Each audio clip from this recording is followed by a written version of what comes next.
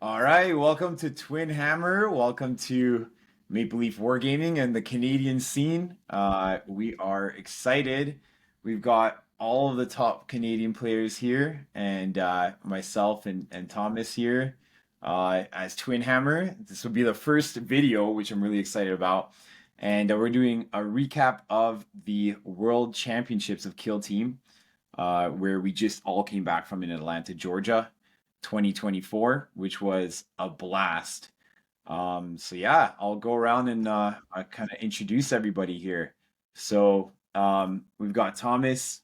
I don't know if you want to introduce yourself first, Thomas Arthur. Yep, Thomas. I didn't go to the World Championships, but I'm here to offer perspective on from the outside. Um, and yeah, looking forward to kind of just giving that perspective. Yeah, we were saying that we should have swapped me and him, tag in, tag out. That would be great. And we've got Vivek Ramesh, who finished second in Las Vegas Open 2024 to get his golden ticket. Do And it again, baby. I take uh, first. yeah, was it 2 points? 2 points from first? Two victory points, but winning the last game on stream was the big one. Yeah, I consider it a spiritual win. it was a spiritual win, and that's what actually launched the Canadian scene into the limelight. So we thank you for that. You went all the way there. Then we've got Voyin, who is currently ranked number one ITC in Canada Hey, and did amazing at the World Championships as well, going 7-3. Um, Voyin, you want to introduce yourself at all, or? Yeah, I mean, shout out to Chimera Gaming over here in Kitchener, and yeah, we have a good time. I'm really stoked that we have such a good relationship with you, Toronto guys, and that we can just bring all of the top players from Southern Ontario for whatever reason. So, yeah, There's enough people in Southern Ontario. We got about 7 million out here, so I guess. I mean, we brought the one guy from Saskatchewan into our fold, so we're good. yeah. And then we've got George Armour, who has been taking 2024 by storm, cleaned out all the top Canadians to get his golden ticket in the Chimera GT, and won New York Open, and then was on a tear, finished fifth overall in the World Championships. So George, he's honorary. We wanted to give you Canadian citizenship right there on the spot. I'm, We're wor- I'm, working wor- on it. I'm working on it for sure. Maybe next year. We'll see.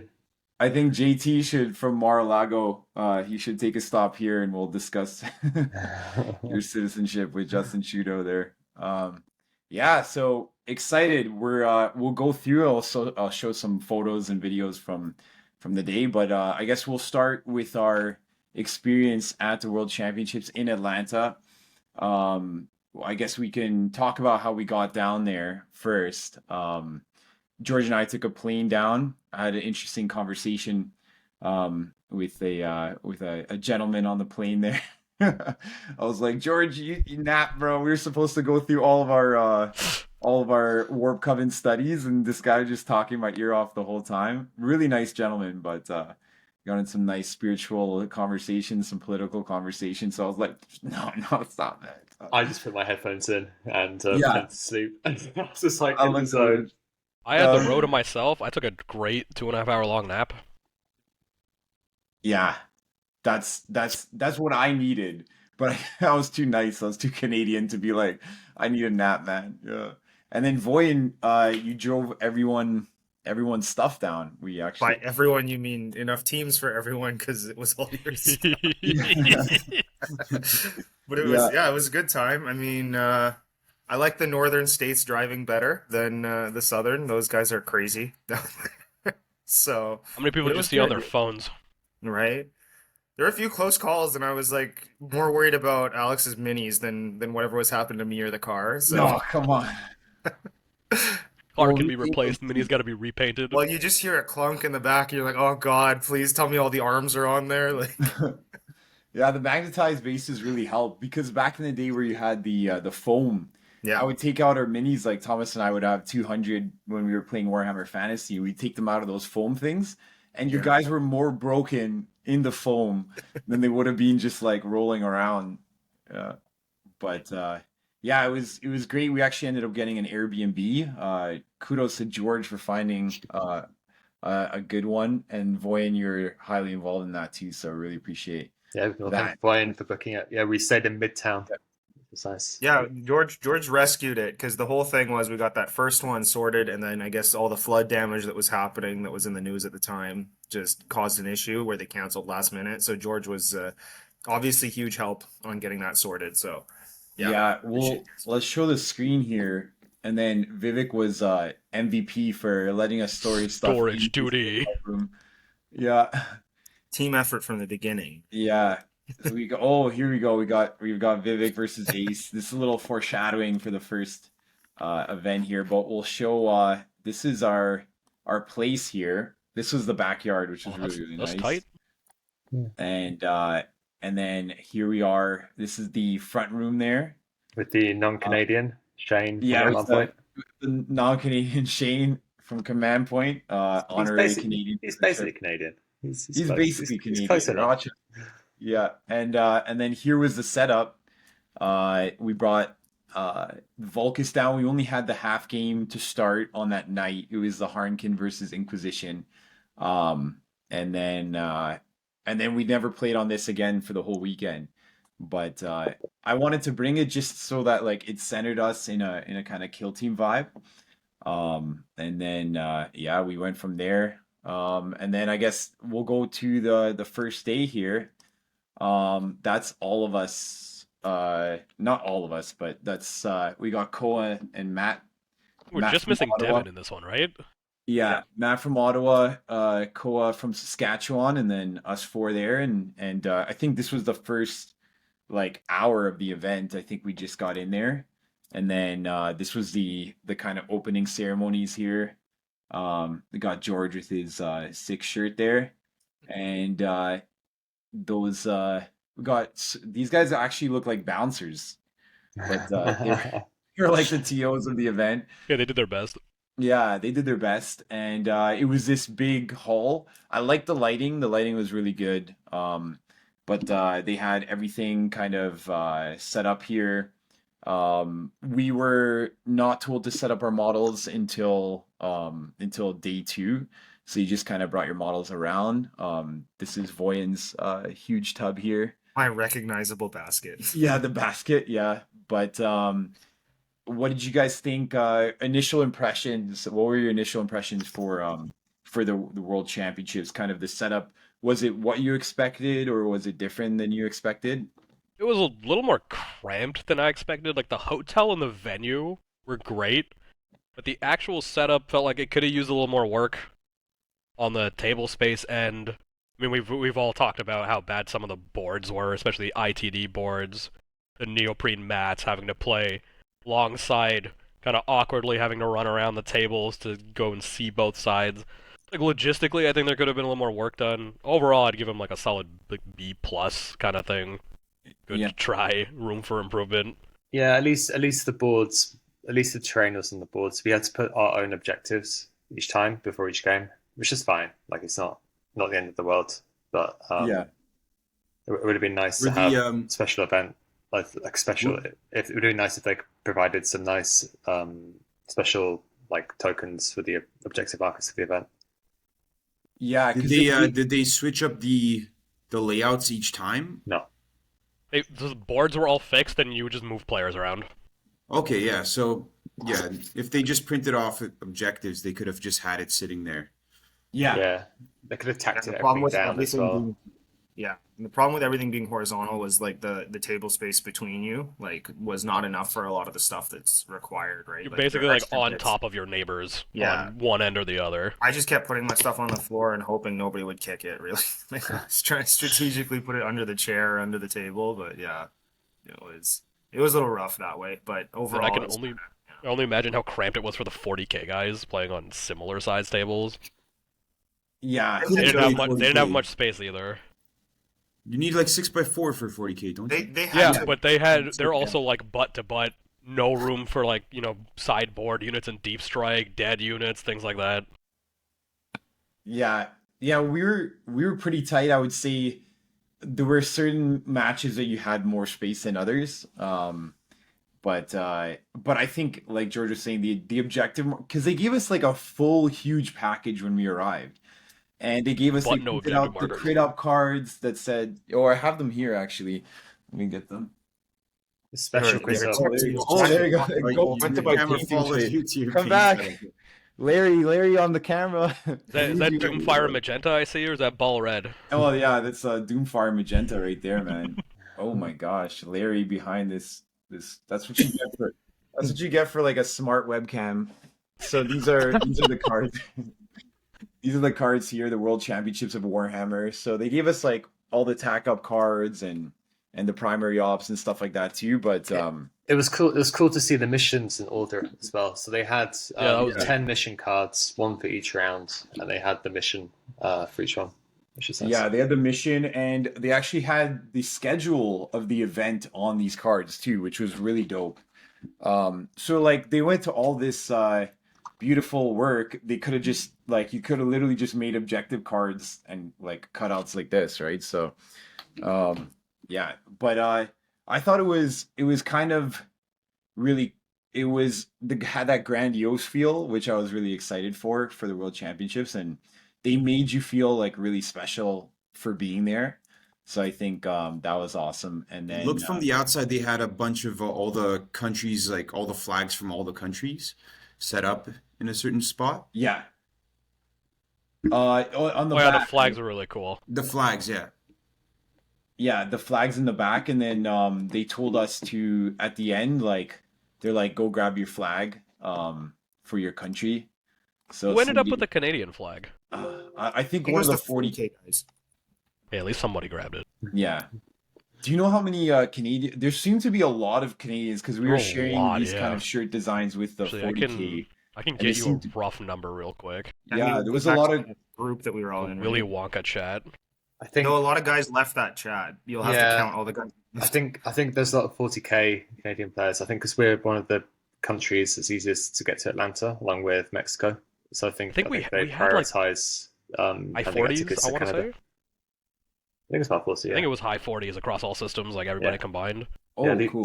The underworld guys are well as well. They're strong. They're a strong community. And then I Yeah, think and there was, AOS was a bit lacking. But I yeah, mean, there's at least 20 that left the group, and there's like 23 that are still in there. And I don't think everyone that was there was in that group, so that puts it into perspective there. true. Yeah, so there was 7 of us in Kill Team, let's say probably like 30 something in 40 or maybe like 20 something in 40K and a few in Underworlds and a few in AOS, I think. Yeah. Yeah, Warcry is not there. Thomas and I were Warcry players for 6 months before doing Kill Team. We have a ton of Warcry. It's such a great game, but it needs to have those set rosters like Kill Team, I think, in order to get to the next level instead of the list building. It's kind of like KT1 from how you guys describe. Yeah. So that was the one missing game system there, I think. Yeah. But yeah, let's head right into the juice, Let's get the into the matchups juice. and round one. Let's share this here. So round one was spicy. Round one was really spicy. Round 1 was very spicy. It's spicy. All we have to show is this one photo for round one, and you know how spicy it was. There you go. You got Vivek against Ace. Mirror off the bat. Oh yeah, there's George versus George. Joshua. Is that Joshua? That's Joshua, yeah, right? Joshua, Yeah. West SoCal champion versus MYO champion. So it's East Yeah. versus West Coast. I've watched this kid basically grow up over 3 years. Like first LVO, run of the mill like tween. Second LVO, he's got like rings and leather bracelets. He's drinking Starbucks. Yeah. And now He he's was got great. the Joshua sick was great. glasses. Yeah, he's a Yeah. great guy. It's a great opponent. Really, And really Jimmy, good guy. his dad was our honorary Canadian brother. So that was really cool. We had a lot of funny conversations about that on day 1 and day 2 about switching boxers, and if he won, he would just like pull his pants down for Canadian boxers there. And just amazing guy, amazing family. And it's so funny that they got all the countries mixed up like that. But really, really great. And that was like the amazing thing was seeing all these people that you hear on podcasts from just some of the Kill Team podcasts. And there was Mateusz there from Poland, who we both play later. We got all the Spanish guys in their Spanish shirts. There's Alejandro, the in the middle there next to the 34, who was manning. He was my last game, and he was manning the Imperial Navy Breachers from Argentina, What a guy. making a statement there. So it was, Which got nerfed by one operative like the day before. Yeah, right before. yeah, A team that was already struggling, just kick them while Dude, they're no, down. they were too strong. I think Too the nerf was strong. wins. too As a strong. former Pathfinder player, they were too strong. It's just Yeah, honestly, yeah, Pathfinders got nerfed, and then Navy Breachers got nerfed to the ground. George has some funny commentary on Discord there, with one of our local players, Angel, who's been very, very faithful to the Imperial Navy Breachers. And yeah. Yeah, Some he might, beat some me might into say shape too back in the day. faithful. Some might say Too too faithful. faithful. no such thing in the Imperium. Yeah. Yeah. Oh, Uh, my first matchup was Matt Operman here. He's like legend. literally the like a legend, the nicest guy in Kill Team. Like honestly, he went around and he was like, let's sign each other's cards, like the kind of conference That's fun. cards that we had there, which was a great idea. And he actually went on to qualify for the top 16, which was pretty sweet. So we had an amazing game. I think our game kind of lit a fire under him, is what he said. And then he took it to the next level after that. Voyin, I didn't have a picture of your first matchup. What was your first matchup there? I think I was done way too quick. Honestly, it was such a blur. I just remember it being a win and being like elated from the beginning. You played the Uh, Spanish. I- You played the Spanish guy, right? Yes, Asia. yes, okay, Yeah. yes. Spanish legionary player. He was wonderful. It was a great game. It's just Warpcoven was just proved to be the stronger team there. I think like it was just, yeah, it was a solid game. I don't think I let him score more than 10 points. In that first round, like it was a slog. We were just turning point two was just your bodies are flying, dice are going everywhere. Like it was good, but And what was he like all of playing? my opponents were great, and he just set the tone for the tournament to be like a really positive experience, which I really appreciated. Like just an awesome guy. So And he was on Legionary, was he? yeah, Okay. legionary player. Yeah. And And you're what you're on open board, right? When? Yeah, Yeah. yeah. and what setup did you bring for Warp Coven? What was your running? I did 3-2-2, so I did my. I'm trying to remember. I'm pretty sure I took Icon like 99% of the time, so I'm pretty sure that I did Icon, the SRC, and then Champion and Banner for the goats, and then obviously the three sorcerers. Yeah, and it just that combination is just so strong. I mean, Dan has proven that, and it was it felt super good. Champion put in work for me in a lot Yeah. of my matchups. Yeah, that Banner Champion combo is just so strong. Like he feels like a Phobos. You have two Yeah. Phobos running around with that damage reduction. It's just In my Phobos match, he killed 2 Phobos operatives. yeah. Yeah.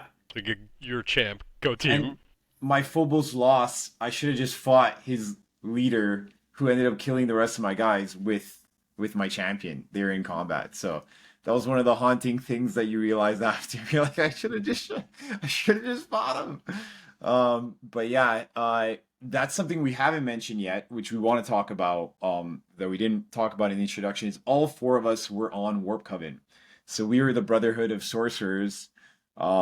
George kind of leading the way on that. Thomas was playing Warp Coven last edition as well. And then we all jumped on after. I mean, for me, I jumped on because I couldn't win against them, and I knew I would never learn the team enough to beat them without playing them.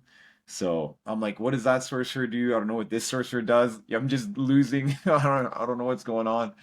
Vivek beat me quite a few times, and George beat me on stream. I was like, felt like a legionary that just got like muzzled. I was like a dog that just got muzzled and put in the corner. He's like, you can't do anything against me. I was like, okay, I gotta join. You saw it. You heard us having fun as well. That's the thing. Like we were Yeah. banging out about how much fun the team is, like how many options there are. Like how much like kind of skill expression there is for the player. Like every Yeah, single matchup and board and mission's like a new puzzle to try and solve. So it's a really fun team currently. It helps it's that they're strong. it's like deceptively fun. Like I play Legionary and Inquisition, and then I'm so happy I took Warp Coven because it was George. You were saying on the podcast on just the team podcast that they were fun, but then once you start playing with the team again, it's like, do I take 6 Angors? Do I take like 2 Zangors and then 2 of the others, and then your firefight plays and your strat plays are just so juicy and fun that it's really good. And you were both George and Thomas were both using them in the last edition, and I think did they simplify it? You think? Yeah, so last edition they had buffed them in the spring, and that's kind of when I was drawn in to try them out. Namely, their spells got to carry over, which was kind of nice. And then they took that spells carrying over as a general rule into the new edition, which was really nice. The biggest things that I would say between the new edition and the last edition, not only did they get a whole whack of defensive buffs, including more wounds across the board, um, including like even the Zangor champion going up a wound. They actually got this ability now to like use the spells multiple times a turn, which was limited last turn. You could only cast the same spell once. So now the ability to counteract it, heal is just kind of like, I don't think they anticipated how strong that would be in the new edition. I feel like they entered the new edition being like, let's give elites like a lot more tools and a little bit more durability. But I think the ability to spam those spells multiple times, like double Doombolt, double heal, it especially when you could just borrow that spell too, it's led to just like doubling down on these really powerful tools, which when I played them for a couple tournaments last edition, that wasn't there. And yeah, so I think they're like they got significantly better in the new edition, especially now having that unlimited range seek, which is kind of unavoidable for your opponent generally. Like unless you just have your whole team out of sight, which is almost impossible. Yeah. So Voyin, you were doing a sneaky play with the Seek guy that when you told me on day 3, I was like, oh my God, I shouldn't be doing that play. You want to tell everyone? I mean, we'll dive into World Cup in a little bit more at the end, but I think this is a good one to kind of tease here. Yeah, I mean, it was we had kind of been talking throughout the whole tournament. I know talking with a few guys, it's kind of a lot of people look at why do you take the free ploy? What are you going to really use the ploys for on turn one, especially with a Just lot in of the case. yeah, but like some of them, right, are a lot of teams don't have the ability to use their kind of movement ploys, right? Turn one. So a lot of people are like, well, why would I even use it? Everyone's going to be concealed. It's kind of the extended setup, as we've been calling it this edition. And I've just been realizing, hey, I can just take Fate itself as my weapon and hope for a 5 or a 6 because that's going to be a crit on my Mind burn. Mindbird, yeah. Yep. And then it's just that free crit that you're throwing in there. So I would take ploy turn one and then make sure that I could get an easy shot with my warp fire and either move him or use the portal immediately to have him just go in and get somewhere safe. So you're having a relentless mind burn with a guaranteed crit sometimes if you're lucky on your rolls. And if not, you've got it as a defensive piece, like Vivek says, as a just in case, so that if they do get a retaliation turn one, you can just, hopefully blank one of their dice. So yeah, I mean, I had a lot of fun doing that. I managed to take out a couple key pieces on some key games, and yeah, I mean, I loved it. One of the many tools. The that's mind another thing. They didn't have that ploy Yeah. last edition. Fate itself is my weapon. Yeah, It's And so that I think good. is like that is just crazy powerful that they got this edition. And yeah, you used to have Exalted Astartes, which was like a 0 CP ploy by the end of the edition, but now that's just baked into every like double fight, double shoot, baked into every Space Marine team. So so is crazy. And so Vivek, I want to hear you never told us about your matchup with Ace. That It juice was one from the start. it was neck and neck. The only difference is I had the 2 Zangors, the champion and banner. He had the icon bearer, so it's the fundamental difference in everything we took. Rubric Icon Bearer. Yeah, Rubric Icon Bearer. That was the fundamental difference in our operative selection, and it was dead even going into like near the end of turning point 3, and I had an option to either go charge and fight a Rubric or go charge and fight his Warpfire Sorcerer, and I opted to go charge the Sorcerer because it was his leader. I had a 6 and a 5 in my Fate buckets. I'm like, okay, I can at least guarantee a crit. So I had options. I was like, okay, I could Warpfire him to make him -1 to hit as I go in, or I could Alight him and then charge with full rerolls. I opted for the Warpfire. I rolled nothing, and he rolled 4 crits. No. But like he took that small window, Yeah. and won the game by 3 points by the end. Oh. It was very much a cage match back and forth, and probably should have gone for the rerolls, but it's like with 1 guaranteed crit in the bucket and the -1 to hit, it's like, okay, we'll play around with this, because he had no rerolls as well, and no usable fate dice. I think he had rolled a 1-3 that round. He didn't really have a usable fate dice, especially if I gave him the -1 to hit. He couldn't even use a 3 to get a hit. So I'm like, alright, I'll try it this way. I did a reasonable amount of damage off the Warpfire with Brotherhood of Sorcerer rerolls. I think I got him from 15 to 12, which is like a meaningful breakpoint with the weapons you have. It's like, okay, this could go decent. It did not go decent. It was always a choice. You had so much selection with Warpcoven where you're like, I have this juicy like math, or I could use this. Like I was often with the Seek guy, I was like, I could do the Mind Burn and the Firestorm, or I could do a light plus one of them, right? I think you always go for the Alight. Rerolls are just Yeah. king, honestly. Yeah. Giving him -1 to hit is, now looking back on it, less beneficial than me just re-rolling all my dice to fish Yes. for actual hits and stuff. Because when you have the initiative when you're striking first, the breakpoints are the same. They're both sorcerers, we both have robes. 15 and 14 makes a small amount of difference if you don't roll more than like 2 crits kind of thing.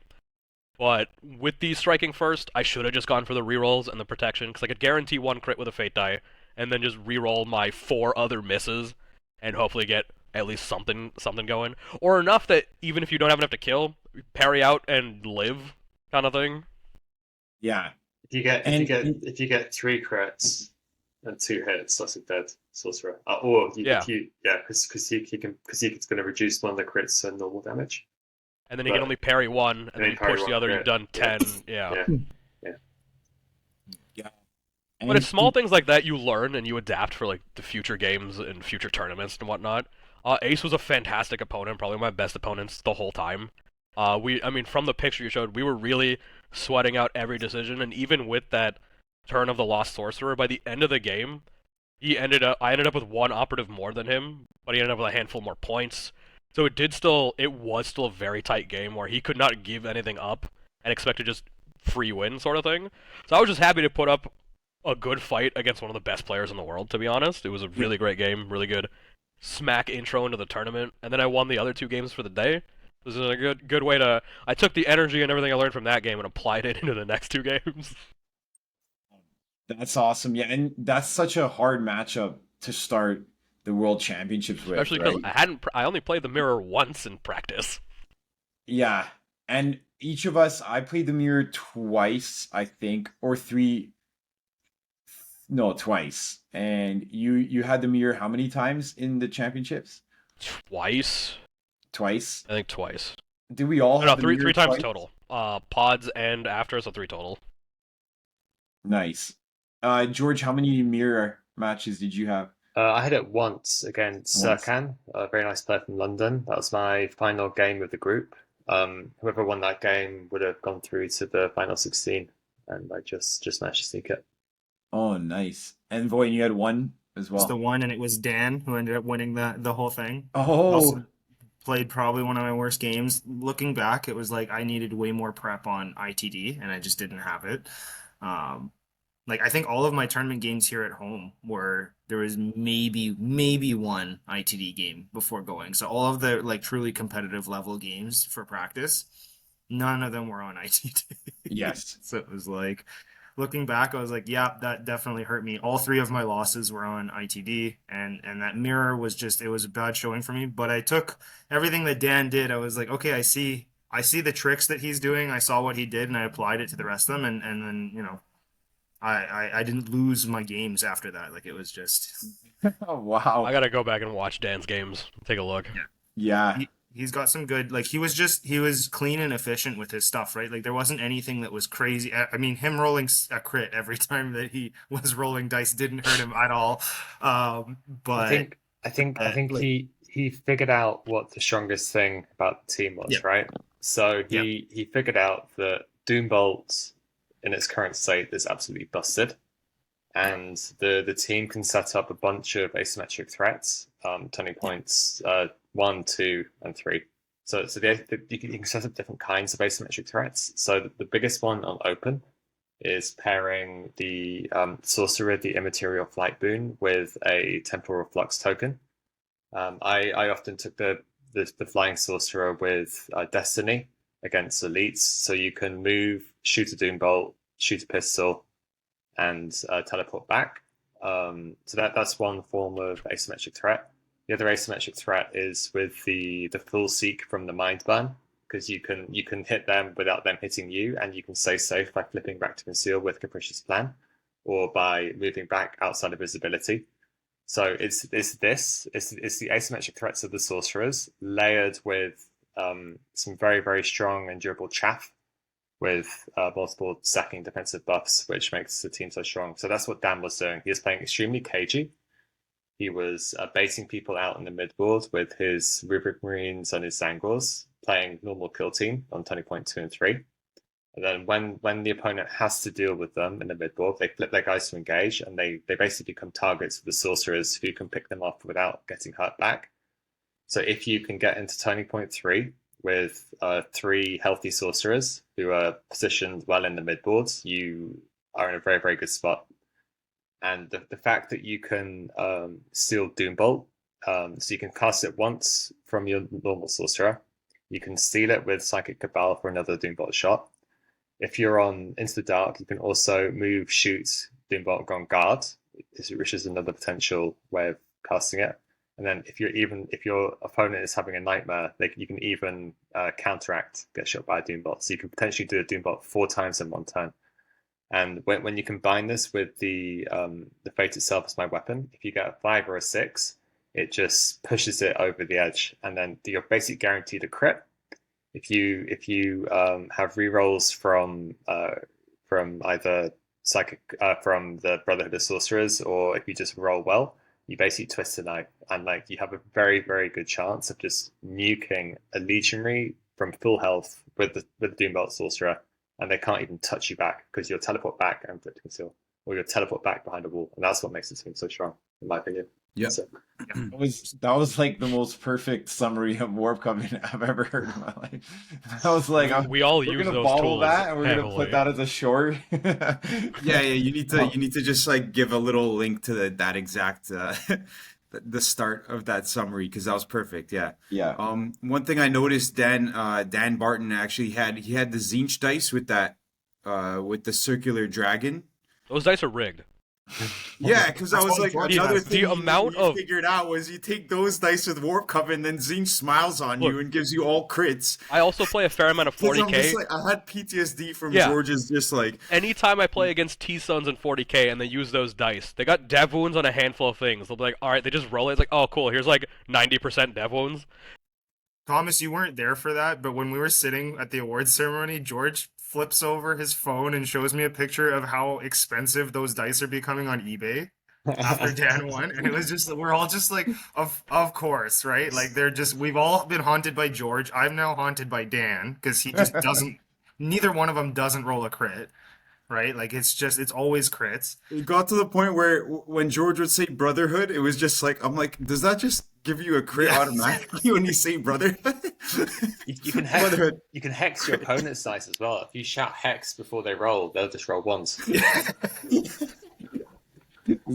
This is the secret tech right here, man. He's This a is the witch. next level of a Warp Coven player. You You actually gotta start use the channeling actual the warp in your games. It happened to me against Angel. I was playing Angel. I think it's like last game of last edition. He overcharged his plasma, and before he rolled, I just shouted hex, and he rolled 4 ones.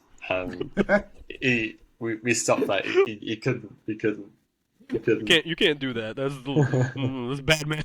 Well, it's not. It's the next level of contempt.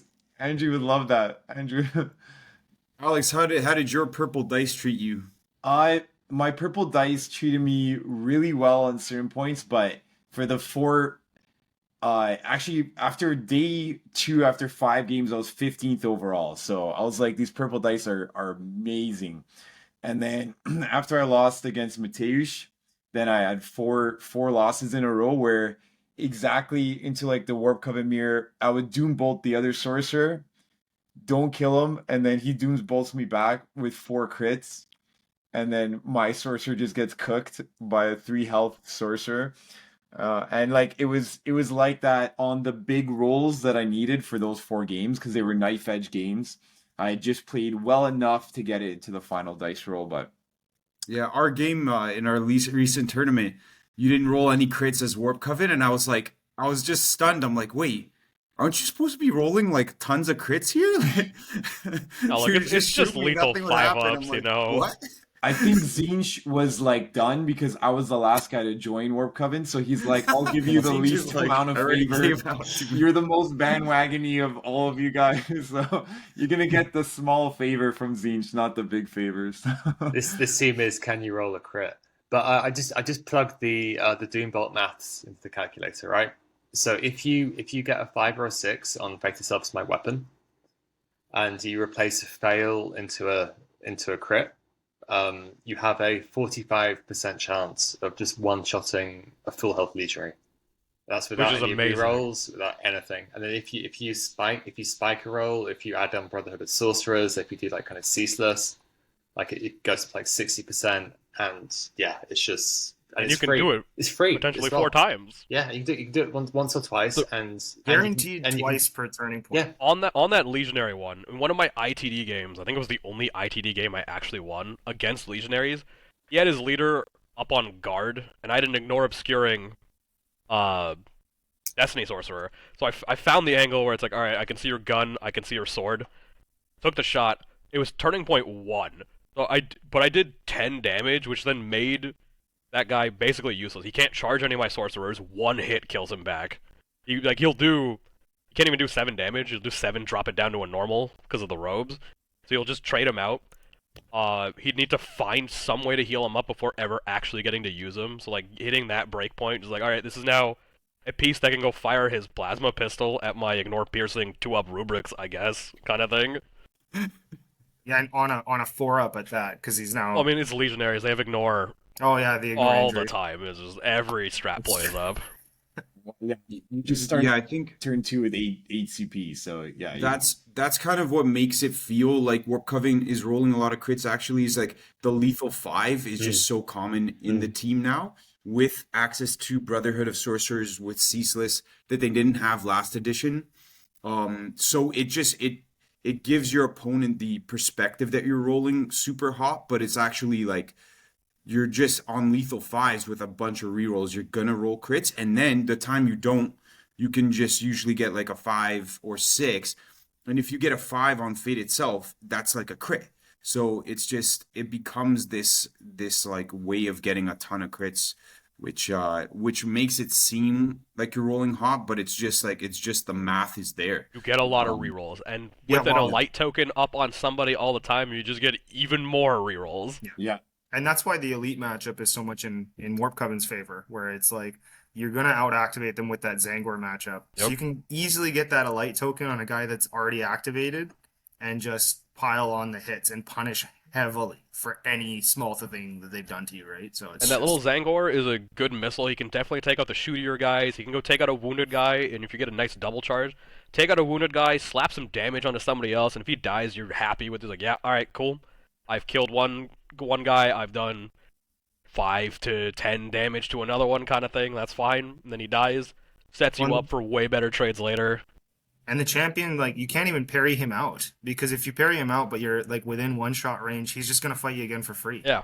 So it's just, you're right, Vivek. It's a total just amazing missile piece that you just throw up the board and just say, yeah, come on, let's go. Like, And I'll anytime hit you get the you. opportunity to GA to him with the banner and charge Yeah. both in, you're like, okay, you're a 3-4 fist Meltagun operator. You're now a 2-3 fist, and I have 10 wounds.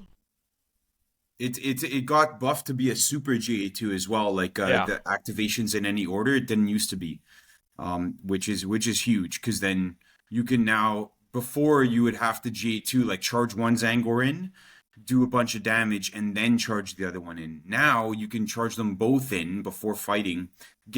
Now your champion's hitting on twos. I don't know if you guys pulled that off, but that's like crazy good too. Yeah.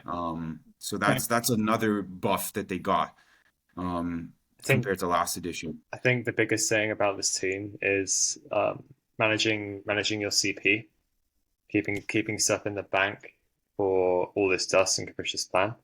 Because the games I lost were the ones where I forgot to flip. I got to conceal with capricious plan against Shane, and I got one shot by his death mark. If I spent it previously in the turn for all this dust where it didn't actually matter, but honestly, keeping the sorcerers alive and keeping them full health is the strongest thing you can do. And the Beta Subsmog weapon is also one of the defensive buffs as well. So I always did it first thing. If I was going to play it, I would do it first, because that determines whether you need to spend for Brotherhood of Sorcerers or for the anti-piercing ploy. I also found myself using the anti-piercing ploy less often than I thought I would, because especially on 10.2, even against teams with melters, sometimes the turning point 2, especially against opponents who have a bit more experience in this new edition, the turning point 2 seems to be a bit more cagey, where you're both kind of jockeying for position, you're kind of giving up stuff, giving up some trades, you're kind of beginning to kind of take the mid ground, but you haven't really committed yet. And often what we found in testing was that the CP spent on the anti-piercing ploy was often wasted this turn. Like, yeah, it was a deterrent, but because you're still spending on stuff like Capricious Plan and kind of keeping stuff safe, you're not going to be giving melter shots away on your sorcerers, which is kind of what you kind of play it for, I think. Yeah. I think Capricious Plan is the best like firefight ploy in the entire game. Yeah, it's disgusting. In itself, it gives you like a 4th APL guarantee, basically, for a dash, and that actually can extend your range if you needed to get to an objective. You don't have to switch to conceal either. You could extend yourself, and then prepare for a counteract. Even have like the 2 boon counteract, the boon that gives you 2 counteracts. So you could extend your move, go a full 12 inches, and then you could boon counteract and tap the point or something like that. Now you can double dash as well. Before, if you had dashed previously last edition, you couldn't then dash again. Yeah. But now it overrides the fact you could move dash and then Capricious Plant the dash again. So that's a crazy amount of movement. I hope they change that. Voyin, don't talk a bit about the action efficiency of Plant Beacon and the rubrics with. Yeah. You guys, I blew some minds, I guess, which was at the tournament, and it wasn't until I think the last day that we talked about it, because we were constantly talking about how, oh man, Plant Beacons isn't that efficient, blah blah blah, like we're losing action economy, and like the optimal kind of team state for most matchups, I would say, was that 3-2-2 split, the 3 sorcerers, 2 rubrics, and 2 Zangor. And so, only having seven guys, and 2 of them being 2 APL was rough, right, in that way. And it's kind of, a lot of guys were saying, do we take the extra regular warriors to do the free mission actions and all of that? And I was kind of confused as to why everyone was struggling with action economy, because it wasn't until we talked about it on the last day where it was like, why aren't you guys just using your counteracts for planting the beacon? I planted half my beacons with counteracts. Yeah, and then so we were talking, and they're like, wait, what? That was me. Everything you told me, I was like, what? I've been playing the whole tournament. Because you can do exactly, and that's why George is reminded of this, is because exactly what you said, Thomas. You can move, dash, do something fun still with your 3rd APL, do your Capricious Plan dash, and you use that dash plus the conceal to get yourself somewhere safe while also being in a great spot to do a plant beacon on your counteract. It's just gravy. Like, you don't have to worry about it. You're If like, you okay, I'm still have doing my free fun mission stuff. action, they can't even tag you to prevent you from doing it. Exactly.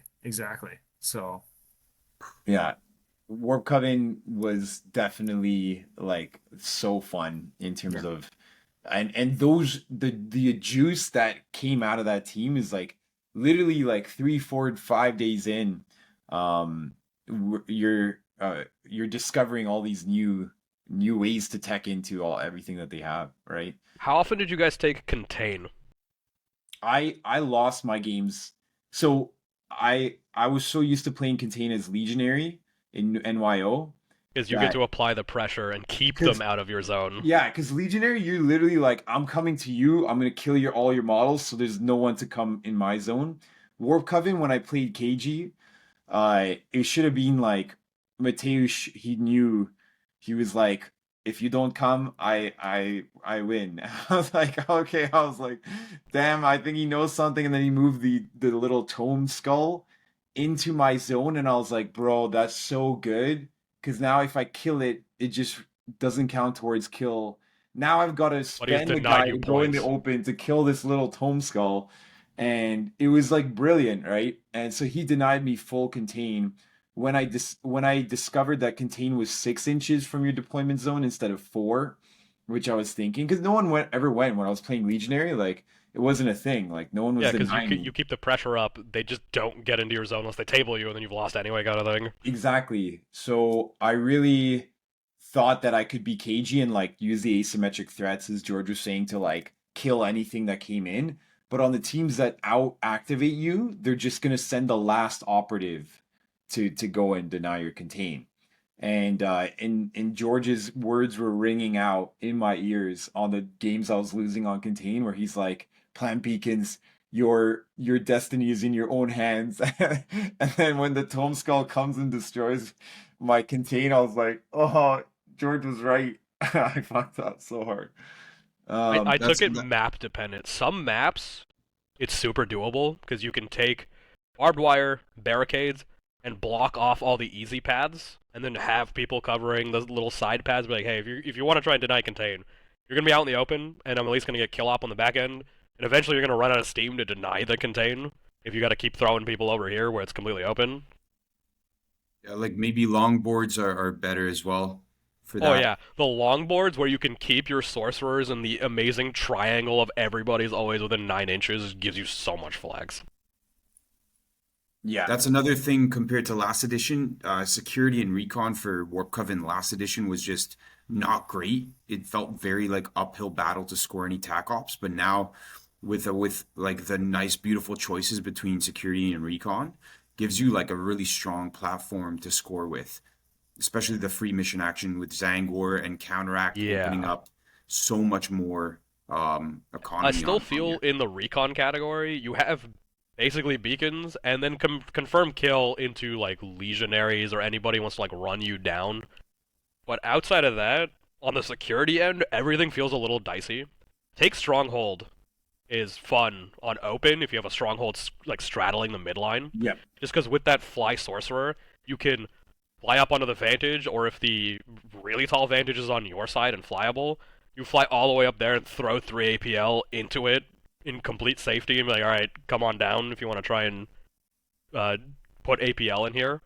I loved putting barbed wire on one of those strongholds in a way where they couldn't place a barricade anywhere inside for safety, and I just fly up 3 APL. If you want to put 3 APL in, he's going to be in the open, and I'm going to shoot him with rubrics, sorcerers, whatever I got. Just going to walk up to the wall and shoot him.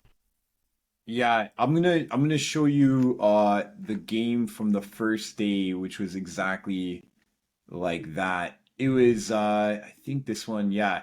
This was my game against Chris Baki. It's exactly it, where you have that kind of stronghold in the middle, and then I just put a sorcerer on the left side of this stronghold and the flying sorcerer, and he just jump up on the vantage and just destroyed anything that came up in the staging area, right? So I think I took contain on this one and I maxed it, but This is a good one for contain because you can block off all the movement across the midboard. yeah. Um, can you do your icon bears count for additional APL for take ground? Oh, Yes. do they? I thought it's only markers. Is it only markers? George, you're muted. Oh, I was pretty sure, but you might be right. let me unmute George here. I mute him because you're typing on the keyboard there. Yeah, whenever determining control of a marker, treat this opera's APL status 1 higher. Yeah, that's kind of like a carryover, from the last edition too. Yeah. Which I think is fair. Having 4 APL for stuff like central control and central line, like a little too strong. A little too strong, yeah. Because like on, say, the Legionary end, it's like, alright, now they have to put 2 operatives to get 6 APL to contest any of it. Yeah. Who's your favorite? Sorry, George, go ahead. Who's your favorite opponent of the? What's your best game, you think? Vivek, who was yours? We'll start with you. My favorite opponent? I mean, the Legionary guy from Texas was definitely the most fun opponent. I learned the most playing Ace. I'd say it's probably a tie between those two. How about you, Ace George? was like a masterclass in playing Warpcoven. He also knew the mirror better than I knew any other matchup, kind of thing. Where it's like, okay, at least I can learn from this and apply to the next one. Like he knew basically everything I was gonna do off the bat, and we were dead even until he kind of forced my hand to be like, hey, you can either retreat or you can go do something offensive, and if that offensive thing doesn't work, the game is gonna swing in my favor, and that's kind of exactly what happened. The offensive thing didn't work. Game started to swing in his favor, and he eked out 3 extra points. Yeah, sometimes you have to take those risks, especially when you're losing. Yeah, at that point, it's like I could pull back, I could just fire some shots and then pull back in safety, but then I would probably end up losing a bunch of tempo. He would double heal, counteract heal up most of the damage. So like I needed to kill something then to maintain tempo and have a chance to win. It just didn't work. Sometimes it doesn't work. Yeah, George, who was your favorite opponent? So my favorite opponent and game is probably tied between my game against Bart's Void Dancers on stream at the beginning of day 3. It was like the craziest swingy game. Like we were both really tired by that point, and then it was really cool. Like he had to make some risky plays to get back in the game, then I had to make some risky plays to get back in the game. It was really cool, and he's a really sweet guy. It was good to finally meet him. And then the first game with Dave 4 against Augustat, we had a really cool, just chill, competitive game. It was my Warpcoven versus his Inquisition, and it was a really fun matchup. He was a great opponent, and it was cool. And then I got my ass absolutely kicked by Mateusz, who just showed me there's like a whole extra layer to the game. Yep. That we're just beginning to kind of scratch. So he knew where I was going to deploy. He knew where I was going to stage. He kind of baited me into kind of putting my guys into one side of the board. Like he was so prepared. He just kind of knew kind of what I was going to do before I even kind of thought it myself. And it just shows that, there's definitely another level. Yeah. There's definitely that level, yeah. How about you, Alex? Not his second game into Warpcoven, as he told me, but he's like, I've only played Warpcoven twice. I was like, bro, you know my team like way more than I do, and you know my moves very, Alex, very well. What was your favorite like, game or opponent? So mine? Yeah. I think my first game against Matt was fantastic against Plague Marines in ITD. You really set just as Voyin, like you said, your first game set the mood for your whole tournament. And that was like, I'd seen Matt, I talked to him at New York Open last year because he finished in a really good spot with Custodes. And I was about to make a Custodes team at that point. I was like, oh man, tell me how you did it. You finished like 5th with a compendium team. Like, you're a boss. And we talked briefly there. And then I saw him again and NYO. He faced Thomas in NYO, and he was on higher tech at that point. And then he did the Plague Marines, which I was really excited to play. And I had done the Loyalist Plague Marines recently. And so, yeah, he's just such a great guy. So that was my favorite in terms of like camaraderie. But like everyone that I faced was incredible from across the world. Aiden was a Warpcoven from Australia. That was super fun. We actually played, that was like the most hilarious game because we had 2 sets of mirrors where my champion and his banner. I'll get a photo for this after in a sec, but literally on other side of the doors we had the mirror, so when the Zangors opened it, they'd see like the icon and champion would see the icon and champion. So we deployed in like so many mirrors, and we ended up playing ITD wrong in the sense where he was like, if you have equal APL, you can't open the door. And I didn't No, check no, with no. the It's I didn't only check with you the can always TO. open if it's closed. I was like, you're right. Like it just made sense for me at that point because we had the SRC and our sorcerer on either side of the Yeah, mirror. I walked by and saw that. Yeah, and we just played the game out for the last turn as both of them holding the door and no one could open it. That And so Yeah, that's the uh It one is thing. That's the it's a one cool thing you kind rule. of don't get while watching this is like how much of like a marathon it was. We played yeah, 10 games in four days, at least 3 hour rounds, and every single opponent there was a killer. Like yeah, there was no everyone easy was on. games. Everyone had No time to easy check games. every single move. Like it was incredible the level of play. So it was just like a real kind of step up. Like you had to be on your absolute A game. No one gave you anything. There weren't any easy mistakes. Nobody missed positions. So you had to win. Yes, maybe a few. I can. I messed My up a few of my opponents positions made towards the end, but over 10 games. My opponents yeah, made 2 blunders. One game versus Hyrotech, he mismeasured where he put his reanimator and gave me flying Destiny Sorcerer 2 inches away, so I could fly. I killed one guy on the point. I killed the reanimator, and then free mission action tapped the point. And that almost instantly lost him the game because the moment the reanimator was dead, I went gas, gas, gas to kill as many things as possible. Because I can only you can only bring back one thing at a time, and that's the thing as and well. On into day Legionary is going on yeah guard. yeah day 3 and 4, everyone's brain was fried, and it was just Yeah, like we're making so many mistakes, and it's just like with the The 4 hour rounds, sequencing the yeah, became sequencing, it's because little you got to be subtle super things as careful well. for it. Yeah, Yeah, yeah. yeah. And that was the hardest part I found was like you're going into these full pods and you expect it to be almost easier somehow. But for me, like the matchups got even harder. Like Nestor playing Hand of the Archon, amazing guy by the way from New York as well. So nice. And Really good guy. just Yeah. anything that I gave him, he found it. Like charged my sorcerer, killed it. I had one Zangor that I forgot I had moved into the open. He found it.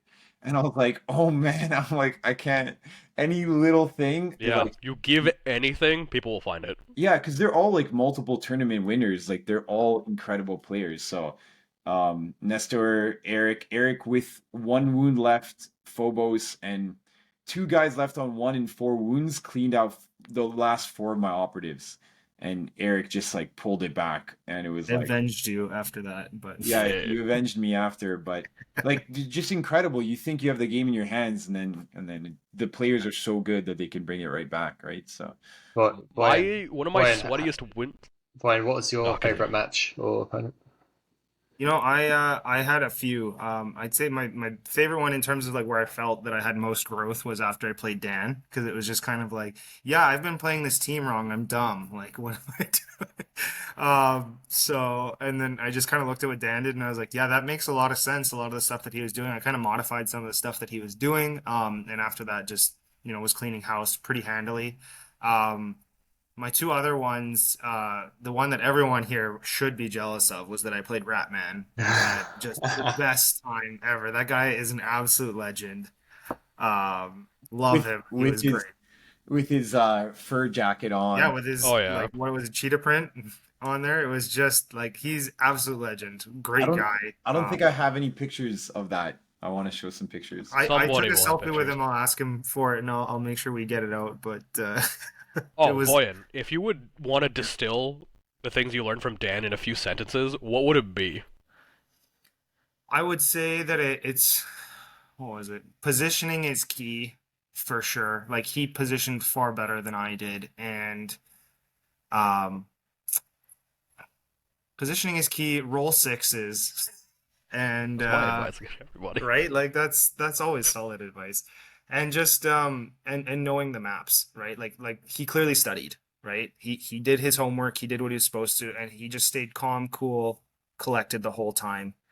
My other favorite game that I want to just jump back real quick to was my game with Carlos from Argentina. The guy took it like a champ. Speaking of like, if you're gonna give anyone an inch, they're gonna take a mile. Letting me blast to like get two huge blasts off Ooh. into guys was just like into his Corsairs. That game was fun for me just because I get to say that I went to Worlds and I got 21-0 on one of my games, which was just a wild feeling. Especially because we were all like, "How did that happen to the Breachers player?" We were all very confused how that happened to the Breachers player, and then I did it, and I was like, "That's how that happened." Was just You give up value crazy. and boom. Yeah, I mean, it was one of them was a triple blast, and the other one was a double torrent with the firestorm. And that was in the same turn. Yeah, that was in the same turn. It was literally firestorm first, and then I think two activations later was the blast, killing the Corsairs. leader. So Was this against Corsairs? Yeah. this was against Corsairs on ITD. Oh, I've been there as a Corsair player. Yeah, it was rough. And I mean, It's I not decided fun. on ITD, I was like, he's not going to give me an easy shot with Seek. So I decided to do the Crypt Mortals on my Firestorm because I knew he was going to stage on his light barricades. And it ended up being like, because now it's a 2/4 torrent with lethal 5. Like, it was just stupid. And it's Seek Light, so it was just taking him out of the barricades, and he could only like he wasn't watching for my torrent one, and I got it, and I was like, "Yep, there's a shot right there." With a light, it was just bonkers. So I managed to wipe two of them out. You only get a light on the one guy, but it was still very helpful. And Brotherhood of then Sorcerers? yeah, exactly, right? So it was a good game. He took it like a champ too. Like he didn't throw a tantrum or anything like that. He was just like, "Man, this sucks. Like I can't do anything." So I really liked that I got to do a 21-0 game. I got to have great opponents all the way through, and I learned a ton. Like me from the beginning of the tournament to the end of the tournament, totally different players. Like the Yeah. the amount of knowledge I gathered, that was the greatest part of the experience for me. Like I'm very happy I went 7-3, but ultimately I could have gone one Which and is nine really or even good. 0-10, and I learned so much. So Yeah. Yeah, I think now would be a good point to do like this kind of like a nice overview summary recap of like our entire experience there. And kind of shout out the social events that we had as well. But Voyin, you did incredibly well going 7-3. And you were worried after the first two games. But you crushed it. You did really well. And and George, you went uh 8-2, was it? No, I went 7-3 as well, Oh, but 7-3, but yeah, finished I top didn't realize I had 16, the same record as goes George. goes to the quarterfinals matchup against the guy that you're in the same room with They're after. literally the same room. Yeah, so we're in the Airbnb and George is like always magnificent. So he's like, I'll take the air mattress, right? So Shane goes up into the Hobbit room. George gives me the bed, and George takes the the air mattress under the light, the shining light of Zinch on you for the whole night. And then by day two, you went up to the Hobbit room and you were like sleeping 3 feet away from Shane. And as the Great Lakes, we have the Great Lakes Discord now that we're all cheering each other on from Rochester, Buffalo, and Waterloo, Kitchener, Toronto. But you guys get paired up on the quarterfinals, um, which everyone was hoping you wouldn't. But yeah, and then you guys have to sleep right beside each other essentially. Yeah. yeah. We played the final 2 games early. I smothered him with a pillow in his sleep, but he made his reanimation roll in the morning, so he was bright and dandy. Hand drops from the bed with a die. Oh fuck, it's a 3. Yeah, his hand just like drops it. He did have that reincarnation book. I think he was like pretty much loaded and ready to go. Yeah, that was an amazing story where somebody came up to Shane and said he was a philosopher and handed him a reanimation book. And we were all begging him to take it on day two with Can You Roll a Crit when he was gonna face him on the top of day two and be like, "This is my reanimation book," and he's a higher tech player, so that was a great story. And he was with us socially the whole time, and we had a great social time. Vivek, I'll just before going to the socials, you killed it as well. You went solid 5 and 5. I 5 learned a lot. Breaking even is good though. It was one of my soft goals. Yeah. And I think that was our goal. Like for me, the goal was if I won like one game in this tournament, it would be like incredible, right? So the fact that we all went so great, like you guys, I think Kept the energy up for 4 days. yeah. Let's And not it talk about was a Travis. marathon. It was it was very tough physically and sleep wise as well because you're always so pumped and we tried to go to sleep early but it's like you're excited all the time and Sleep would not take me. yeah, by day 2 I woke up at 4:30 a.m. and I was like sleep is not coming back. It's like I'm not going to sleep the rest of this time. So because we also had those early mornings, so you can't really let your guard down. It's not like I can sleep in. You have to get up by like 7 a.m. every day, right? So It's Just just because you guys had to Uber in and you got to leave the yeah. padding. The adrenaline's just kind of pumping the whole time as well because you finish late. We finished like 8:30 on one of the nights. You kind of wake up to begin at 8:30 the next day, and you're just like kind of not much kind of downtime. So you're just kind of thinking over the games. You still kind of got that nervous energy about how the next day is going to go. Yeah, like I don't know about you guys, but I completely crashed after. yes. Like, Oh, it took me this whole week. yeah, Like this whole week, I've just been exhausted to the max. Well, Yeah, I literally mean, fell Alex sick was- from the lack of sleep. I mean, Alex was getting up at 4 a.m. going downstairs to do push-ups because he's a maniac. But, you know, I was like, so much Yeah, energy. you gotta get after there's it. gotta be something I could do. There's too much energy in my body right now. Like, oh man, I was just happy I didn't wake up anybody. I was trying No, not. you were good. I would not have known that you were doing that unless you told me. So Yeah. Thankfully, that was the only thing I was doing that I took. Just wake up to clap push-ups, just like with like Arnold runs. Ow! Yeah, Oh my god. yeah. I got to take this opportunity here too to shout out the other Canadian guys here, Oh yeah, dude. who were just incredible. Devin. This was one of my favorite things is meeting the other boys from Canada and having such an amazing time with them. And really Devin getting laid it to- on the line. Got his best in faction, Angels of Death.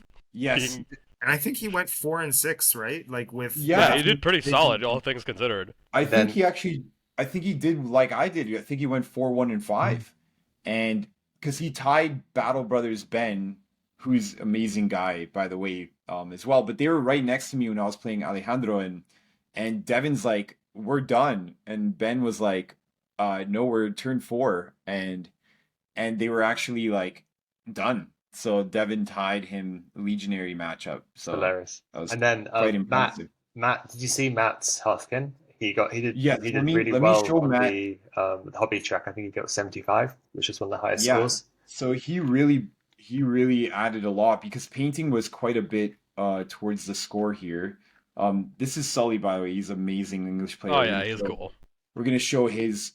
This is Sully's novitiate. Oh yeah, the full conversions. He had he had a big chart and everything. Like, all right, this Yeah. model's this model's that, this model's that, with pictures and everything.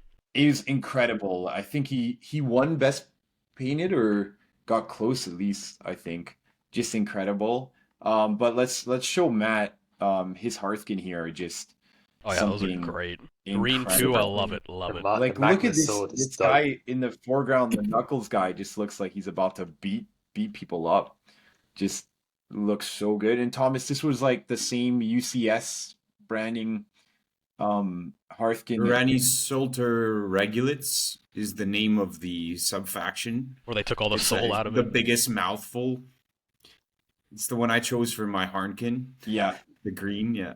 Yeah, just incredible. And then Koa's was also fantastic. So Koa How it just smashed it with the display board as well, right? yeah, Yeah. yeah, from Saskatchewan, and he's on the second from left here. I'm going to show his display board as well. Where was it? Here it is, which is incredible. It's just coming Oh through yeah, that's the warp, slick. just coming through the warp, and he actually did incredible in game as well. He went 5-5, I think, but he was Yeah, I like think so. he was up quite a bit. He has like the beautiful universes on his cloaks, and that matches the background here as well. So, and then the faces of the the players here. So I actually don't have any pictures of my display or my team, but we'll do a video of that separately. But I think there was incredible displays. Like this was Alexa, last year's world champ, who came with his Inquisition, and they looked amazing. Yeah, he's got the I loved full his roster out. display. I loved his display, but when we were setting up before we got switched for the pairings, when we were setting up to play, speaking of the small table space, Thomas, this was like right there, and I had no room to put any of my stuff. I was like, you know what? This is too nice a display. We're gonna let you have the table. Like, I don't want that on the floor. So, but it was just like, man, there's nowhere to go. Like that took up all of the space that you had. So, Oh yeah, and you had it, yeah, next to him, right? So yeah, that's which what he was was using to another, transport his team and stuff. So, yeah. He was bringing that whole thing around. yeah. Oh my That's- god. What's even more impressive is he came from Australia with this. Yeah. So that's, I don't even know how he got Yeah, it. I'm assuming this thing probably splits into 3 pieces by the looks of it, because otherwise, Yeah. how do you transport it? Right. That's amazing.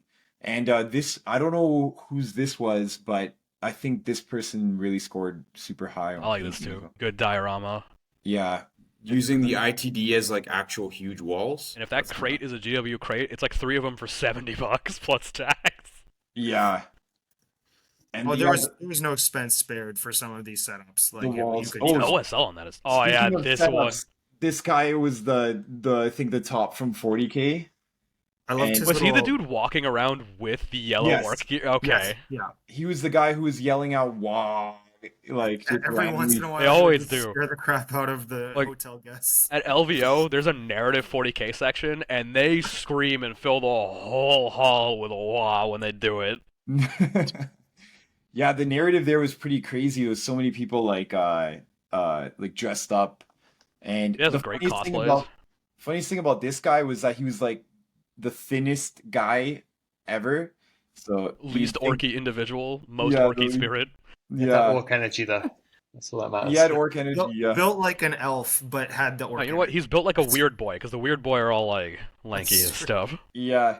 Oh yeah, and then But- Dakota Street with Yeah. a gene stealer. We got to shout out Dakota This is here, incredible, yeah. who was streaming the event with Giacomo. They're just amazing guys. And we got some sick dice trays, which I'll show off as well. But this like display is just so incredible with the Gene Stealers on the top right. He's got everyone is like their own action hero kind of thing, and he's got lighting, he's got graffiti, so he won best display board. And the craziest thing is that he made a 7-minute video and his phone goes in this display, and it's kind of like this billboard, and it's like the Emperor wants you, join the Astra Militarum, and it's got a voiceover for 7 minutes Oh of my god. of like join the Emperor. Like it's just, it brings you into the universe so much. Yeah, So well Dakota, done. incredible guy, and just yeah, what a we both faced him at Nova. Yep. Just such a great guy, and he won best painted at Nova actually with this display Yep. as well. Oh man, I'm just but noticing the bases He light up. actually upgraded this display for the World Championships because I don't recall that he had that big billboard. I don't recall that graffiti at the bottom Yeah. either. So he and the little plate in the front, I don't recall him having it. So he No. actually leveled it up from winning Nova. He just like actually went even more by the looks of it. Yeah. And there's actually a little silhouette of a Gene Stealer in the bottom left corner. It's Hey! like it's like a shadow of the Gene Stealer in the window. It's Oh, I didn't hilarious. see it. It's, On I think my the favorite bottom thing right is still corner- the fact that the bases are cut out and line up perfectly with everything that's going on. yeah, That that's is an amazing. amazing attention the to detail. attention to there. detail Yeah. is just next level. There's actually behind on the bottom right, behind there you can't see it, but there's like a little alleyway with some like garbage cans and stuff, and like there's a Gene Stealer like lurking right behind that, like underneath that staircase. So yeah, just absolutely next level. And he carts this around in this giant like luggage. I think he drives in. You must have driven in. No, No, he he flew. Did he fly in He with flew this? in that, Oh yeah. my apparently, god. apparently the stairs broke, so he had to repair the stairs. Dude, Yeah, these next level. this is just I'm so happy that like there's something like, and you know what? Actually, he had to redo some of his models because he had his own action hero models that he had the Halo guy and he redid it as actual proper Imperium for Yeah, Yeah, no, I like a think commissar he by the was looks of it. saying. I remember him saying he has two different versions. One with like just GW official, oh yeah, and then one where he has a little more creative license to add some other stuff. But this was like his more GW official for the World Championships. incredible, But incredible. still incredible. Yeah, This absolutely. Yeah. this was the mirror, by the way, here. This was the Yeah, the hold it guys down. on the other side, just two sets of mirrors, and this was the other mirror with the Zangors on Zangors. Um, yeah, so let's shout out like the social events that we had that night were amazing. The first night we went for Oh yes, pizza. Italian food, which was pretty awesome. Um, and we each had these pizzas, which was pretty good. Um, and then the next night we really wanted, oh, the next day we went for, Waffle House. yeah, Devin, Vivek, and I went for this Waffle House, which was pretty good. So this was really sustaining. I was like dead. Actually, this was day three. Yeah, this brought me back to life. I was actually like a dead man. I couldn't even talk to the waitress. She's like, "What do you want?" And Devin and Vivek are looking at me like, "Bro, can you talk?" I was like, waffle, yeah, Waffle waffle." House And we something. went there for the last meal, which was amazing. I don't have a picture of the barbecue that we went to somehow here, but It's that okay, was, everybody. It was delicious. Take our word for it. yeah, that was my favorite meal of the tournament, which was something that we wanted to go to. Shout out to Koa who found that one for us there, and um, yeah, that was delicious. And then thank you to Voyin and Jamie for having all the food at the house for breakfast. So you guys are just incredible. Um, we had a great time. It's some bananas for you. Yeah, bananas that we were supposed to bring for Vivek, but kept on forgetting. Yeah, you never did get me that banana.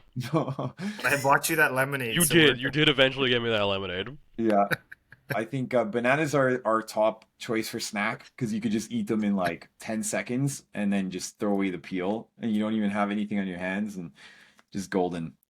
And you have so much adrenaline that like calming nature of the banana is great. Calming nature.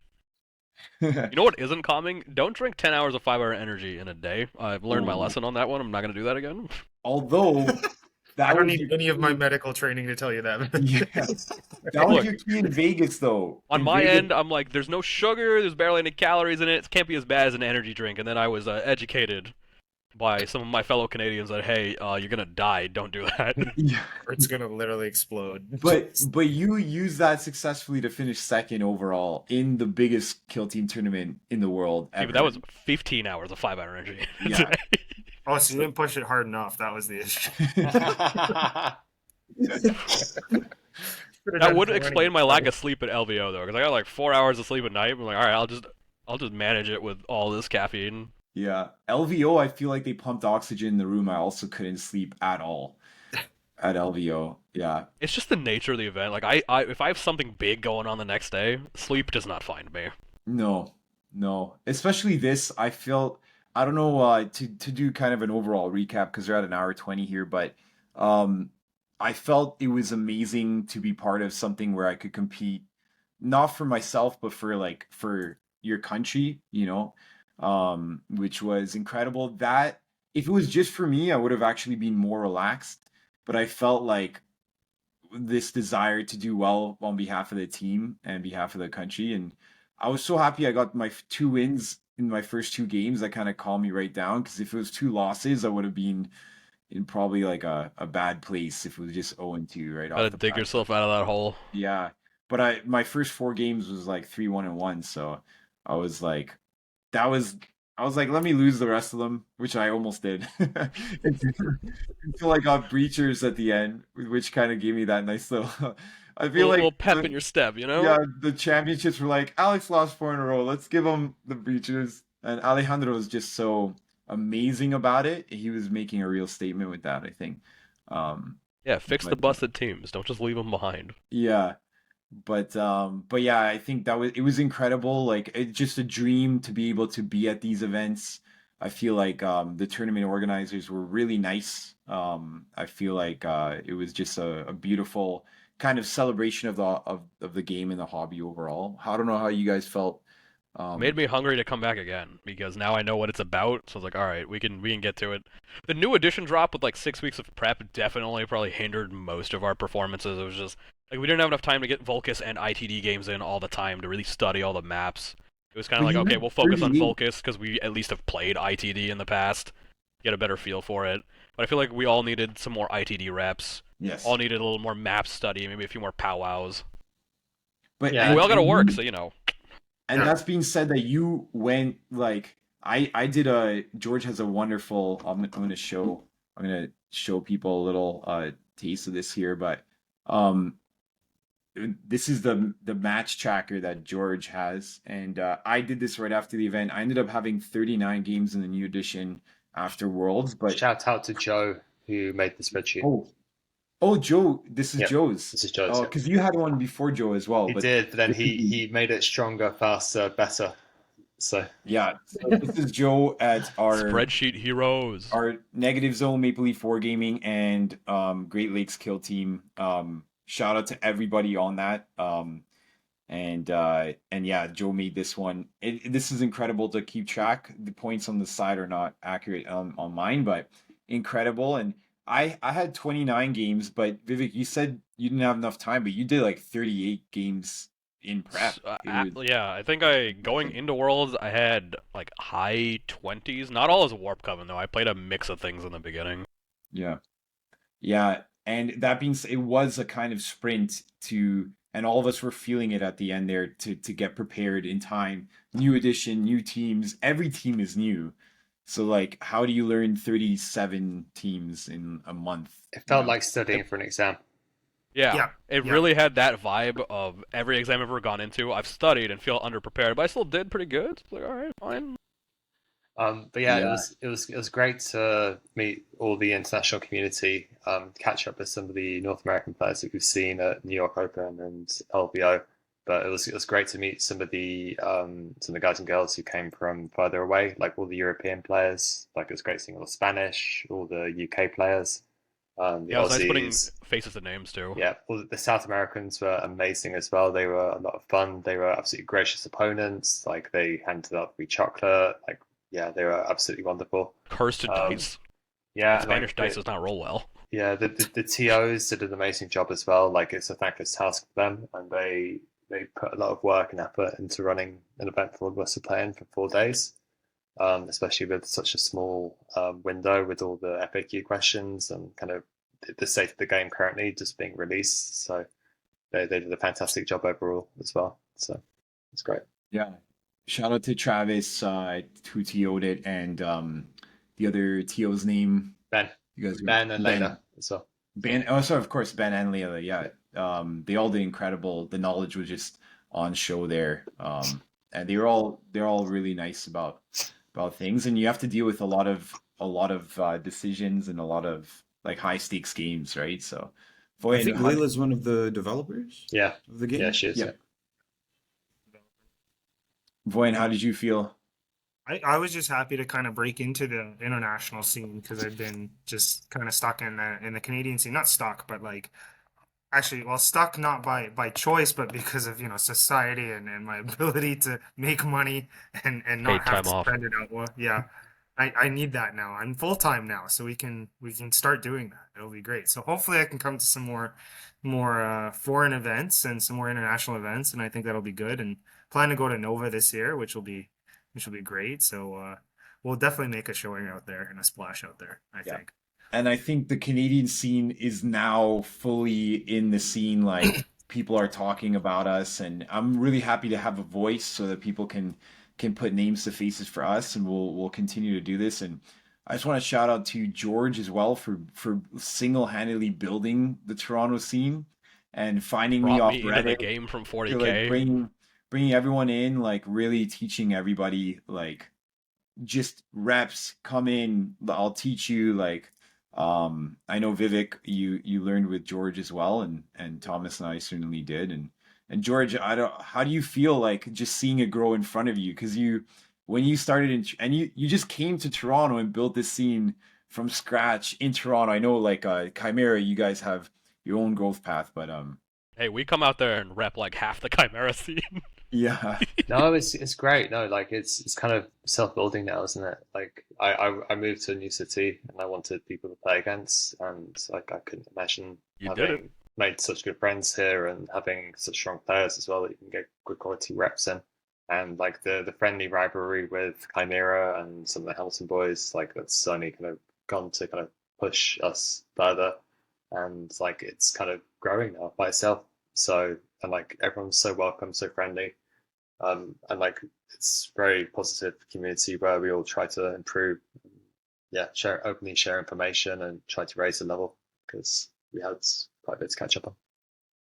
I also want to add that like a big part I think for all of our success at the competitive level is James at Chimera. Yep. Just Big shout out. his amazing like attention to detail and his dedication to that quality of tournament has been I haven't been able to find it anywhere else. Like even at Worlds, it did not feel as professional as James makes it. Like James is Yeah. just polished and doesn't take any guff, but is fair, like firm but fair. Mhm. It's just always a pleasure. So having that standard set for us and just being able to bring that elsewhere and continue, I think has been a huge help for all of us for our development in this hobby and in this game. And I love the fact he's not based in Toronto.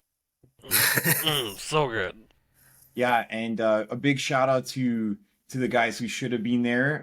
Not only Thomas, but we had Jason who should have been there, and Max who should have been there, who really should have been there. And Max is getting after it though. He's gonna be there next year. he's gonna be they're gonna be there next year, and to be fair, everyone was so supportive. Like Max was super supportive. What an amazing Yeah, thank you guy. to everyone at home, honestly, because Yeah. like for everyone from Great Lakes, Chimera, Yeah. and Maple Leaf Wargaming, like everyone was just amazing support, and we did see your messages, like even those of us that weren't responding as much as George, Yeah.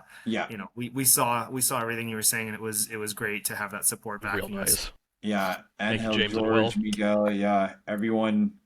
We had Ryan, super supportive, and that's Hamilton scenes really growing. Mark, Ryan, it's just building and building, and Scotty and all those guys. Like our scene in South Ontario is now Great Lakes is popping off. It's like it's really incredible. The level Dave, of competition is yeah, really high, but we do it in a really collaborative way. It's not beating the shit out of each other. It's building your opponents up to be better opponents so that as you continue to play them, you have a better roster of opponents to play and learn from.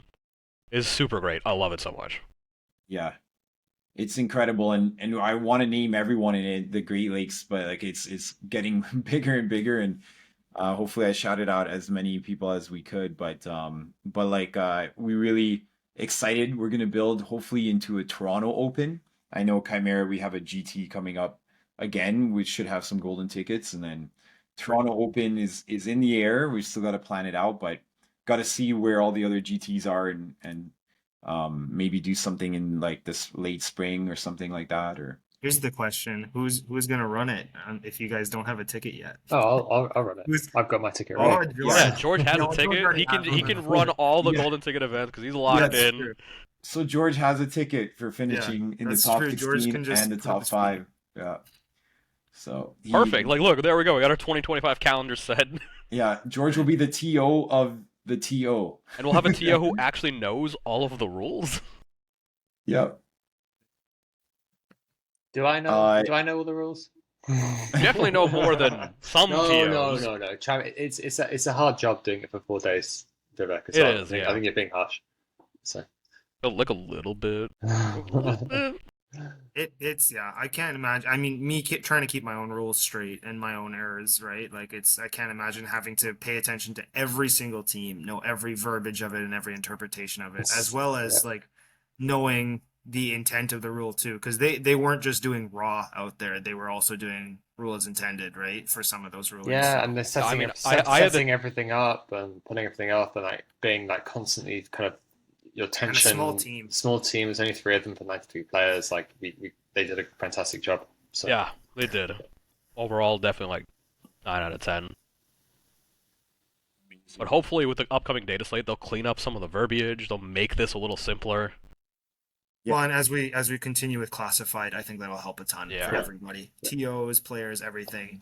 So Yeah, and with the new balanced data slate, I think the cool thing about it is that every balanced data slate it kind of puts different teams in the limelight. So I'm kind of like you'll never have a perfect balance in the game, but I think if they rotate the balance through a little bit more, like no team is too high powered for too long, and they get it to a point where like no team is overly powered for too long.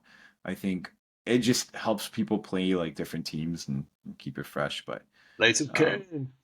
Yeah, Blades of Cain. Your Look what I have in my back. Yeah, Oh, so- there it is. And this is a shout out to oh, there they are. Yeah.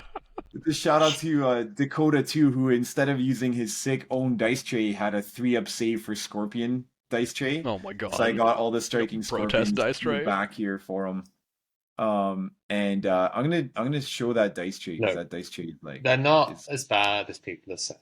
They're actually pretty good. No, they We they just have suck. juice. It's just punishing to make mistakes. It's just, you got very It little should be margin with for elves. error. as it should be with elves. Yeah, They yeah. don't- I think- they don't make Unless you're playing mistakes. Harlequins and just 4-ups all day, it's fine. All right, 4-ups, retain 4-ups. Pseudo fly, all Yeah. that good stuff. I love how you say like elves don't make mistakes. Yeah. They don't.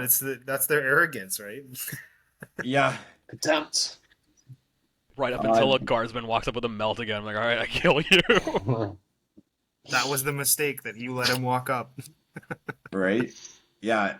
This is I'm gonna share this here. This is the sweet kill team championship that he made here. Yeah, those are great. My obligatory like cappuccino after my Red Bull. Just hyped up on so much caffeine. But any last kind of shout outs or thoughts before we end the call here? You guys are all awesome. We all did great. Let's go get some in 2025. Couldn't have Yeah. asked for a better group. Honestly, we just need to bring the rest of the guys home with us. That's it. Yep. So I agree. Hopefully, I'm hoping that they continue to expand the World Championships because we went from 0 Canadians for Americans stealing our only 1 ticket last year to 7 Canadians this year. And hopefully they continue to expand Kill Team, which is the ultimate game. This is like the dream game that Thomas and I stopped Warhammer and be like, when there's a skirmish game that is amazing, we'll come back. 10 years later, here it is. So it's kind it of pulled me out of competitive 40k into something else. Like, oh, this is just better. yeah. So it's really a dream, and to have you guys in this community is just like unbelievable. It's like the dream of all dreams, honestly.